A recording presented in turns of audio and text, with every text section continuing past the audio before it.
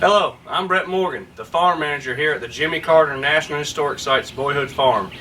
Today we're going to be talking about how Jimmy Carter's values of hard work, determination, and humanitarianism were shaped by his parents.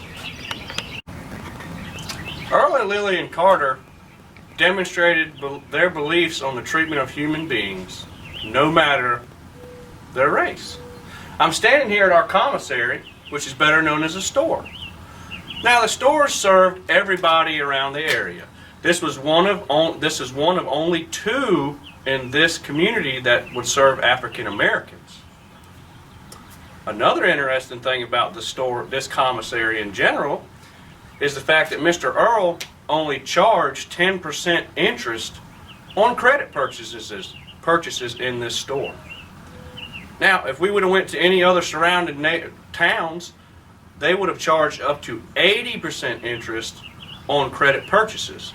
So people would come in during the day and they would be able to pick up castor oil, chewing tobacco, household goods, flour, sugars, commodities of that nature. I've already told you a little bit about Mr. Earl and the commissary behind me. You notice I'm out here standing next to our mailbox, the mailbox here at the farm. Now this road you see would have been dirt road, and it was highly traveled during the 30s by everybody. Hobos, people that would jump on trains, get off trains, just passerbys, hobos. Well, see, hobos came out with a symbols, which was a language for the hobos.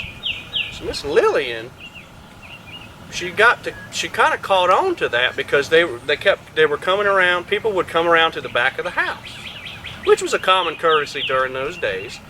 They would come around, and she would always provide them with good food and drink and whatever supplies they needed. So I wanted to show you these symbols. Miss Lillian got to wondering, hey, a lot of people stop here at our house.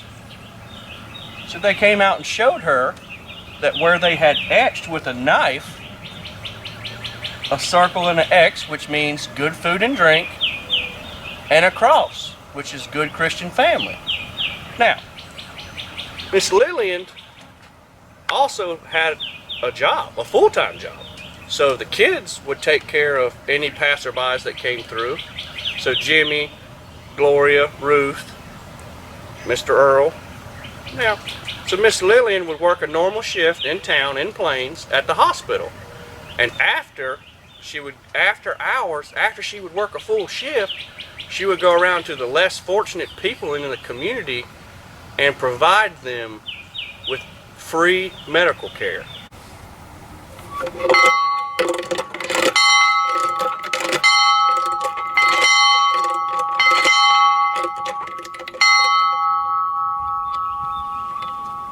You notice I'm standing here at the farm, at the bell on the farm. Now, the significance of this bell was every morning at 4 a.m., Mr. Jack Clark would ring this bell like I just showed y'all. Now, everybody on the farm would be woken by this bell. That also included a young Jimmy Carter.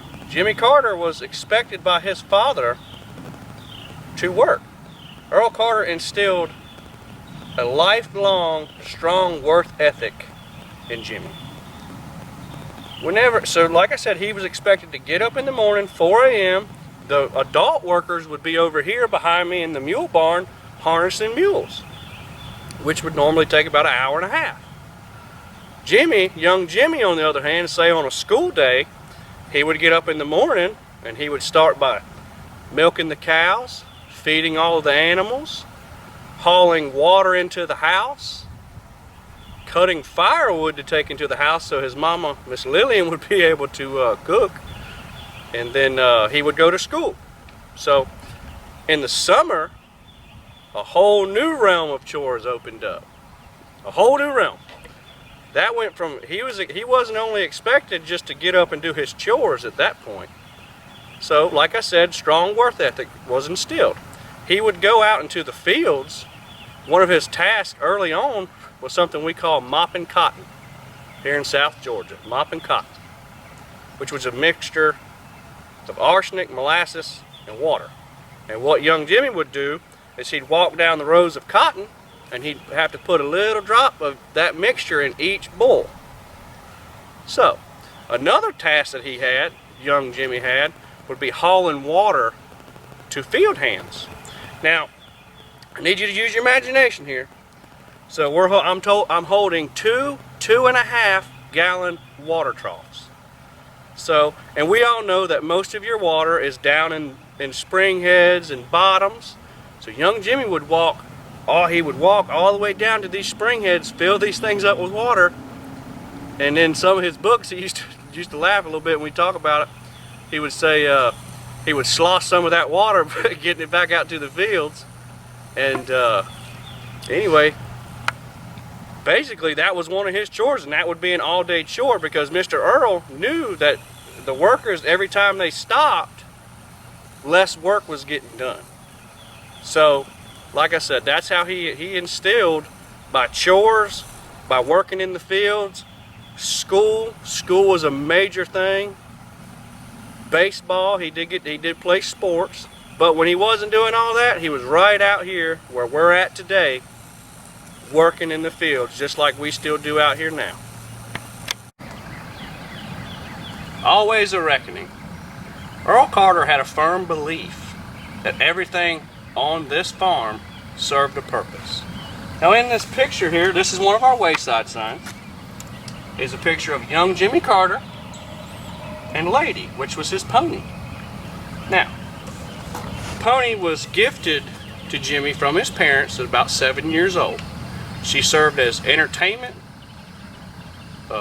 responsibility, and transportation for young Jimmy. Mr. Earl would always ask him if he'd noticed, "Have you ridden Lady lately?" Now, everything on the farm serves a purpose. So I told you a little bit about, he has Lady. Well, Lady, she was a pony. She couldn't work in the fields. She couldn't do the work that actual mules and horses could do. So, but she still served a purpose on this farm. Like I said, Jimmy Carter it was his transportation, it was his responsibility. But every year or two, she would produce a colt. She would give birth to a colt, and they would sell her colts for cash income to help pay for her feed and everything else, any medical expenses they would have had towards their animals out here. So she also had to pull her weight on the farm. So Jimmy Carter learned from his parents hard work, kindness to all, and everything served a purpose here on the farm, which prepared him for numerous roles in life. So, state senate, governor, the 39th president of the United States, as well as the 2002 Nobel Peace Prize recipient.